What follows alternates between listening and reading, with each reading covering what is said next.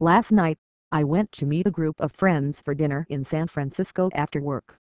As I sat down at the table, two of my dining companions asked in unison, with eye-opening looks on their faces, "Did you hear the news?" "Yes," I replied as I shuffled my chair in and unfurled my napkin. "They picked a new pope from Latin America." "No, not that," they responded. "Google is shutting down Google Reader on July 1. The dinner then turned into a torrent of information about the chaos that had ensued online as a result. My friends are not the only ones upset by Google's decision to eliminate Google Reader, the company's service for viewing blogs through an RSS feed. People turned to Twitter to lambaste Google for its decision and ask other people for alternative feed readers.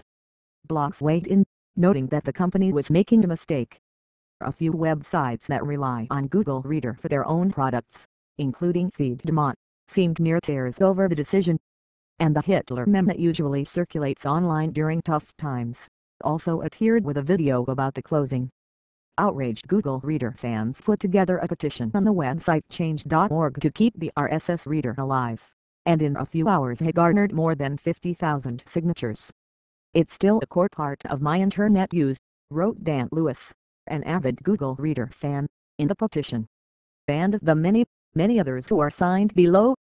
Our confidence in Google's other products, Gmail, YouTube, and yes, even Plus, requires that we trust you in respecting how and why we use your other products. Some people defended the decision. Dave Weiner, one of the people behind the invention of RSS, said good riddance in the blog post on his website. But Mr. Weiner was an exception, as he noted later in the day that his blog post attracted some pretty sick comments that he was forced to delete. In a blog post on the company's website, Google said it was shutting down the RSS reader because usage of Google Reader has declined, and as a company we're pouring all of our energy into fewer products. The service has been the leading RSS reader for some time, and users seem to be upset that there are few RSS competitors, although there are newer types of news aggregating products like Flipboard and Pulse. One theory is that Google is trying to push customers to Google+, its social networking site, where users can track product pages for different news outlets. Now people will be out on the newsreader street by July 1, and there are few places for them to go. As BuzzIron noted, using data from the BuzzIron network, a group of sites that collectively have over 300 million users, Google Reader still sends a considerable amount of traffic to these sites.